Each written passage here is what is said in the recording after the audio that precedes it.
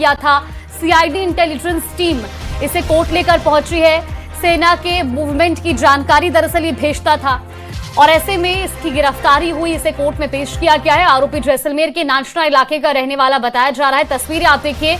बताया यह भी गया कि मुश्ताक पिछले 2 साल से लगातार इसी तरह से पाकिस्तानी खुफिया एजेंसी के हैंडलर्स के संपर्क में था और उसने जैसलमेर में बॉर्डर की तरफ जाने वाली मुख्य सड़क पर जानकर एक चाय की दुकान खोली थी और वहां से गुजरने वाले सैन्य काफिलों और सुरक्षा बलों के मूवमेंट के वीडियो और फोटो वो सोशल मीडिया के जरिए पाकिस्तान भेजता था। तो देखिए 2 साल से इस तरह से ये लगातार जो सैन्य मूवमेंट्स हैं, ये जरूरी जानकारियां हैं, वो पाकिस्तानी हैंडलर्स को दे रहा था। तस्वीर आपको दिखा रहे हैं। मुश्ताक अली जो कि नाचना इलाके से गिरफ्तार किया गया है, कोर्ट में इसको लाया गया है, कोर्ट में पेशी होनी है। तस्वीरें आपको दिखा रहे। सेना के मूवमेंट की जानकारी ये दरअसल पाकिस्तानी हैंडलर्स को भेजता था और सोशल मीडिया के जरिए उनके साथ 2 साल से संपर्क में था। तस्वीरें भी आपको दिखा रहे। जैसलमेर से जयपुर लाया गया और जयपुर में कोर्ट में पेशी मुश्ताक अली की हुई है।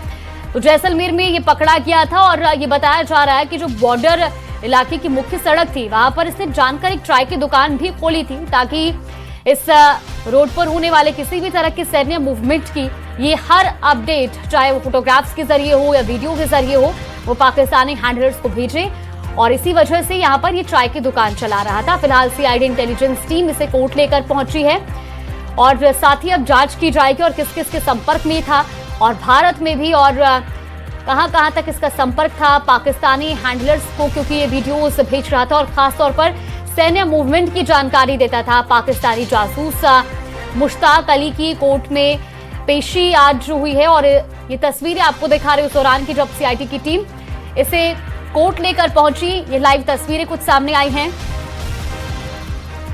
तो मुश्ताक अली जिसकी गिरफ्तारी हुई है जैसलमेर से और इसके बाद जयपुर कोर्ट में इसको पेश किया गया है, इसकी पेशी हुई है।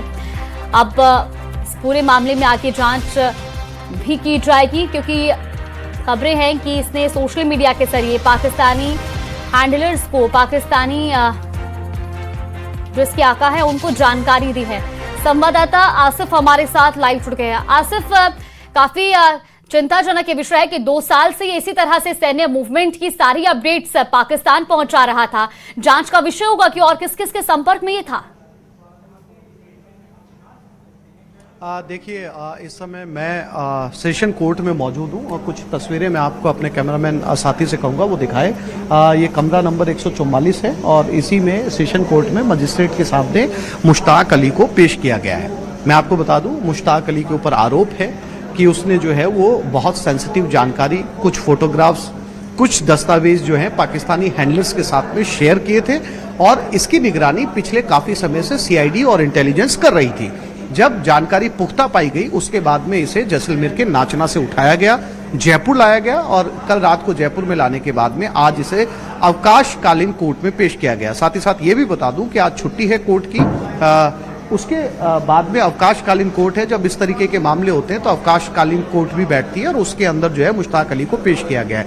अब अंदर जिरह चल रही है, अंदर जो है जज के सामने बहस चल रही है। वो तमाम दस्तावेज, सबूत, एविडेंस पेश किए जा रहे हैं जिसके तहत इसे आरोपी बनाया गया है। अब इसके बाद में क्या कोर्ट मुश्ताक को रिमांड पर भेजती है या फिर उसे यहाँ से जेल जो है वो रवाना किया जाता है, ये अभी थोड़ी देर के बाद में जो है पता चल जाएगा।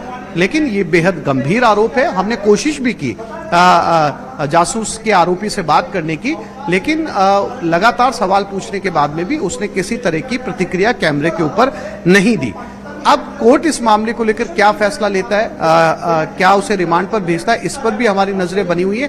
दरअसल जो राजस्थान प्रदेश है वो पड़ोसी देश से कई जिलों से घिरा हुआ है, कई स्टेट से घिरा हुआ है, जहां से इस तरह की खबरें अक्सर सामने आती हैं कि कुछ नौजवान, कुछ युवा जो है वो इस पाकिस्तान हैंडलर्स के हत्थे चढ़ते हैं। कई बार इस तरीके के मामले सामने आते हैं कि कुछ पैसों के लालच में वो जो है वो महत्वपूर्ण दस्तावेज उन्हें मुहैया कराते हैं। दस्तावेज पाकिस्तान की तरफ से मांगे जाते हैं। सैन्य ठिकानों के महत्वपूर्ण जो लोकेशंस होती हैं उनके फोटोग्राफ्स, सड़कों के, ये तमाम ऐसे फोटोग्राफ्स होते हैं जो इनसे मांगे जाते हैं।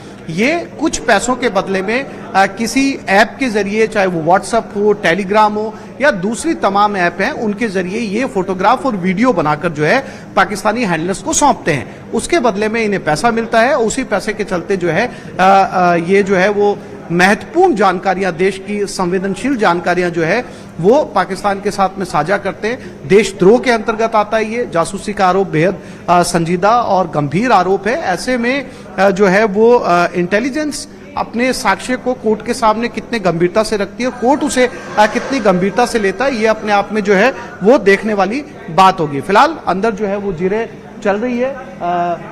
जो जज हैं वो अंदर बैठी हैं और इसके बाद में जो है उसे रिमांड पर भेजा जाता है। अब एक सबसे महत्वपूर्ण सवाल ये है कि जिस शख्स को पकड़ा गया है, क्या ये आदतन शुरू से इस तरह दस्तावेज मुहैया कराता आया है या यह इसने पहली बार ऐसा किया है, और अब तक ये कौन कौन सी जानकारियां पाकिस्तान को सौंप चुका है।